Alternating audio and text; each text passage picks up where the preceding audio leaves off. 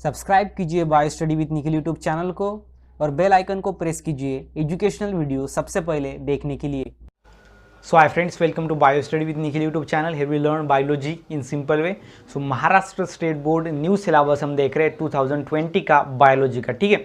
तो बायोलॉजी का जो है चैप्टर वाइज वीडियोस हमने डाल दिए, पूरे के पूरे 15 चैप्टर पे जो वीडियो है वो ऑलरेडी हमने डाल के रखे हैं, जो कि डिटेल है, लाइन टू लाइन है, टॉपिक टू टॉपिक है, ठीक है, पार्ट टू पार्ट है।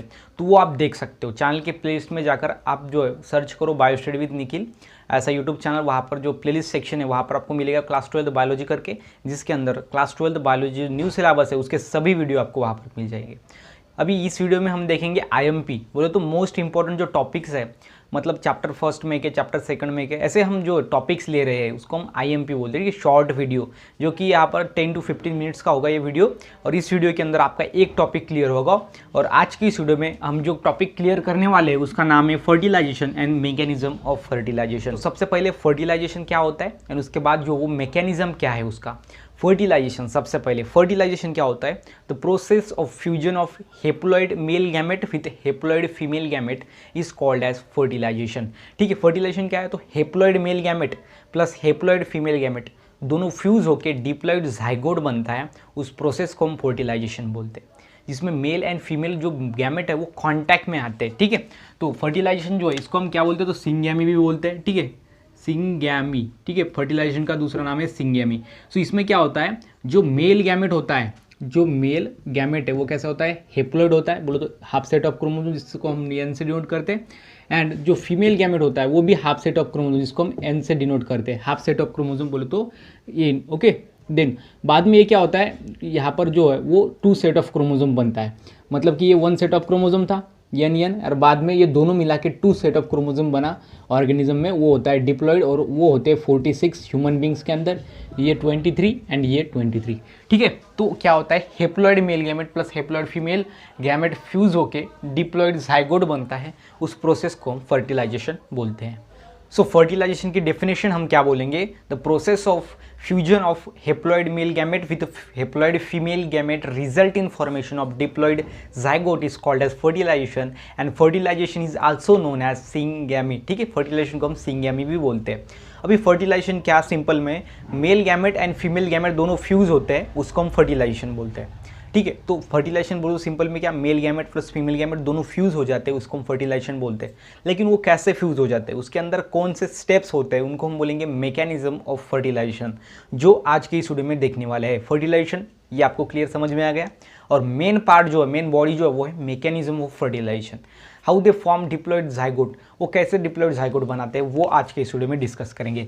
मतलब कि क्या मैकेनिज्म, फर्टिलाइजेशन तो हमने देख लिया, इसकी डेफिनेशन ही इंपॉर्टेंट है फर्टिलाइजेशन की, वो होता है फर्टिलाइजेशन। अभी बात आती है मैकेनिज्म, कौन कौन से स्टेप्स होते हैं। तो इसके अंदर जो बेसिकली 3 स्टेप्स होते हैं। फर्स्ट है movement of sperm toward egg, then है entry of sperm into the egg, and then है एक्टिवेशन ऑफ ओवम, ठीक है। तो यहाँ पर जो है वो ओवम होगा, एक्टिवेशन ऑफ ओवम।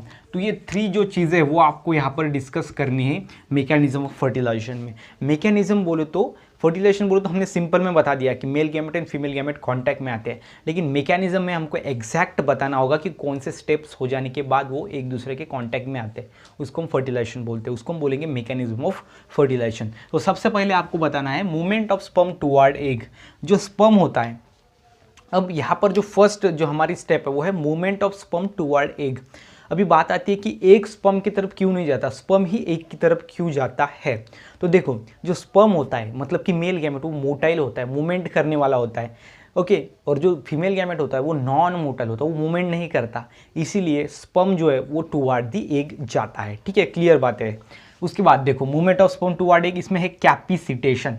अभी ये कैपिसिटेशन जो है वो क्या है, तो ये एक प्रोसेस है जिसमें क्या होता है, कैपिसिटेशन क्या है, तो एक प्रोसेस है जिसमें क्या होता है, तो मेल गैमेट जो है वो यहाँ पर जो एक इजैकुलेशन है उसके अंदर 400 to 500 मिलियन स्पर्म्स होते हैं, उसमें कि क्या हो जाते हैं, कुछ डीमोटिलाइज हो जाते हैं, कुछ मूवमेंट करना छोड़ देते हैं, कुछ ब्रेक डाउन हो जाते हैं, और उसको हम बोलेंगे डीमोटिलाइजेशन, ठीक है। तो यहाँ पर देखो कैपेसिटेशन में क्या कि उनके अंदर कॉम्पिटिशन क्रिएट होता है कि वो ओहम की तरफ भागते हैं, उसमें के जो कुछ है वो डीमोटिलाइज हो जाते हैं, कुछ ब्रेक डाउन हो जाते हैं, किसके अंदर एनर्जी बचती नहीं है आगे जाने के लिए, और कुछ ऐसे होते हैं जो आगे बढ़ते हैं, उसको हम कैपेसिटेशन बोलते हैं, ठीक है। देन बाद में आप ध्यान में रखो यहाँ पर जो C++ आयन है ये क्या होता है, ये जो एक्रोजोम रिएक्शन है, बोलो तो एक्रोजोम होता है स्पर्म के ऊपर का, जो हमने स्ट्रक्चर ऑफ स्पर्म इस वीडियो में देखा है। जो एक्रोजोम होता है वो डाइल्यूट हो जाता है। डाइल्यूट बोलो तो क्या, तो उसकी थिकनेस कम हो जाती है और उसके अंदर चला जाता है ये कैल्शियम डाइपॉजिटिव आयन, ठीक है। ये कैल्शियम डाइपॉजिटिव आयन जो है वो स्पर्म के अंदर चला जाता है और स्पर्म जो है वो रैपिड मूवमेंट शो करता है, बहुत ज़्यादा फास्ट मूवमेंट शो करता है, वो एक्टिवेट हो जाता है, उसको हम कैपेसिटेशन बोलते हैं, ठीक है। तो क्या होता है, जो स्पर्म का हेड होता है, ठीक है, तो यहाँ पर आप देख सकते हो, तो इस तरीके से जो स्पर्म है वो ऐसा स्पर्म होता है एंड ये मिडल पीस हमने देखा था जिसमें कि हेड, मिडल पीस एंड ऐसी टेल थी। तो यहाँ पर जो एक्रोजोम है वो डाइल्यूट हो जाता है और इसके अंदर चला जाता है कैल्शियम डाइपॉजिटिव आयन, और इसकी जो रैपिड मूवमेंट वो शो करता है, बोलो तो बहुत फास्ट मूवमेंट शो करता है, उसका जो टेल है बहुत ज़्यादा फास्ट में मूवमेंट करता है, और जिससे क्या होता है जो स्पर्म है वो बहुत ही फास्ट तरीके से एग की तरफ बढ़ता है, जो कि हमारी फर्स्ट स्टेप है मैकेनिज्म ऑफ फर्टिलाइजेशन में, that is movement of sperm toward egg. और इसको लगते हैं 5 to 6 आवर्स, ठीक है, इतने घंटे, बोलो तो 5 से लेकर 6 घंटे इसको लगते हैं movement of sperm toward egg, बोलो तो स्पर्म एग तक पहुंचने के लिए movement of sperm toward egg. तो ये हो गया हमारी फर्स्ट स्टेप। उसके बाद जो सेकंड स्टेप है वो entry of sperm into the egg. जब स्पर्म एग के पास चला जाता है उसके बाद जो स्पर्म है वो एग के अंदर चला जाता है, बोलो तो entry of sperm into the egg, egg के अंदर चला जाता है। कैसे देखो, यहाँ पर देखो एक इजैकुलेशन के अंदर यहाँ पर 200 to 400 मिलियन स्पर्म्स होते हैं, 200 to 400 million sperms, okay. 1 million is equal to 10 lakh होता है, ठीक है, 1 million is equal to 10 lakh. तो यहाँ पर जो एक्रोजोम है वो यहाँ पर आपको पता है कि इसके हेड में यहाँ पर एक्रोजोम होता है, तो यहाँ पर एक्रोजोम जो है वो रिएक्शन होती है, क्या होती है, एक्रोजोम रिएक्शन होती है। तो देखो entry of sperm into the egg, यहाँ पर क्या होती है, एक्रोजोम रिएक्शन होती है। एक्रोजोम रिएक्शन हम किसको बोलेंगे, तो देखो सबसे पहले क्या हो जाता है, जब ये एक्रोजोम बोले तो ये यहाँ पर हेड में होता है स्पर्म के, और जब ये एग के कांटेक्ट में आता है ना, तो एक्रोजोम जो रिएक्शन है, मतलब कि ये एक्रोजोम जो है, यहाँ पर जो एक्रोजोम का पार्ट है वो क्या करता है, लाइसिन नाम का एंजाइम रिलीज करता है। लाइसिन क्या करता है, जो ओवम की लेयर है उसको ब्रेक डाउन करता है, जो लाइसिन है वो ओवम की लेयर को ब्रेक डाउन करता है।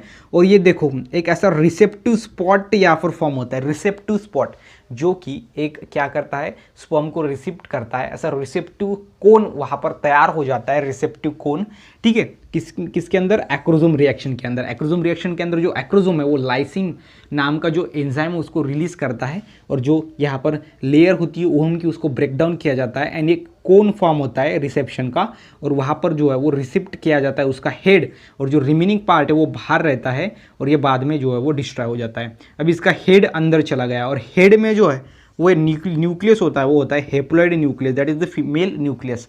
ये होता है मेल न्यूक्लियस और इसके अंदर होता है फीमेल न्यूक्लियस, दोनों फ्यूज हो जाते हैं और बाद में दोनों फ्यूज हो जाने के बाद जो है वो जाइगोट बनता है, ठीक है। तो इस तरीके से ये सेकंड स्टेप ही हमारी, मतलब क्या, तो entry of sperm into the egg. अब स्पर्म जो है वो एंट्री हो गया अंदर, किसके अंदर, ओहम के अंदर एंटर हो गया। सबसे पहले जो स्पर्म है वो ओहम की तरफ निकला, बोलो तो गया, उसके बाद वो उसके अंदर चला गया, ये उसकी दूसरी स्टेप थी। उसके बाद जो थर्ड स्टेप है वो है एक्टिवेशन ऑफ ओवम। अभी इस थर्ड स्टेप को हम एक्टिवेशन ऑफ ओवम क्यों बोलते हैं, बिकॉज जो ओवम है, ओवम की फॉर्म होने की प्रोसेस को हम बोलते हैं oogenesis। सो जब ओवम फॉर्म होता है, बोले तो oogenesis प्रोसेस के अंदर मियोसिस फर्स्ट ही होता है, मियोसिस सेकंड होता नहीं है, वो इनकम्प्लीट होता है। और वो जब फर्टिलाइजेशन का पीरियड होता है, जब फर्टिलाइजेशन जो है वो चालू होता है, और उस टाइम पे जो है वो फर्टिलाइजेशन हो जाने के बाद उस टाइम पे इसका जो मियोसिस सेकंड है वो कंप्लीट होता है। बहुत ही सिंपल बात है, मियोसिस जो फर्स्ट है oogenesis के अंदर वो पहले कंप्लीट होता है, लेकिन जो मियोसिस सेकंड है वो फर्टिलाइजेशन के टाइम पे कंप्लीट होता है। और इसलिए हम इस प्रोसेस को एक्टिवेशन ऑफ ओवम बोलते हैं, बिकॉज इसके अंदर जो है वो मियोसिस सेकंड होता है। एंड यहाँ पर देखो मियोसिस सेकंड हो जाने के बाद जो है वो ट्रू ओवम बनता है एंड सेकंड पोलर बॉडी बनती है, second polar body and true ovum ये बनता है। बोले तो oogenesis प्रोसेस फर्टिलाइजेशन के टाइम पे जो है वो यहाँ पर कंप्लीट होती है, उसको हम बोलेंगे activation of ovum. Ovum completely activate हो जाता है and fusion of egg and sperm, ये दोनों फ्यूज हो जाते हैं। जैसे कि यहाँ पर देखो ये स्पर्म है, यहाँ पर इसको मतलब कि स्पर्म जो है इसके अंदर की जो क्या है, तो पीसी बोलो तो प्रोक्सिमल सेंट्रीम्यूल फॉर्म सीन कैरियन। ये क्या करते हैं, सीन कैरियन फॉर्म करते हैं, सीन कैरियन स्पिंडल फॉर्म करते हैं। कौन फॉर्म करता है, स्पर्म के अंदर क्या होते हैं, सेंट्रियोल होते हैं उसके निक के रीजन में, और वहाँ पर जो है वो यहाँ पर पीसी एंड डीसी होता है, proximal centriole and distal centriole, दो टाइप के सेंट्रियोल जो स्पर्म के निक में मिलते हैं। तो जो प्रोक्सिमल सेंट्रियोल है ये क्या फॉर्म करता है, सिनक्यूरियन स्पिंडल फॉर्म कर लेता है और बाद में सेल के अंदर क्लेवेज हो जाता है और उससे ब्लास्टोमियर बनता है। ठीक है, तो इस तरीके से ये हो गया मैकेनिज्म ऑफ फर्टिलाइजेशन। सबसे पहले आपको ध्यान में रखना है फर्टिलाइजेशन क्या है, तो fusion of male. Okay, so process of fusion of haploid male gamete with a haploid female gamete result in formation of diploid zygote is called as fertilization and also known as syngamy. उसके बाद उसका mechanism fertilisation हमने देखा जिसमें कि अंदर जो first है वो movement of sperm toward egg, after that entry of sperm into the egg and third is activation of ovum.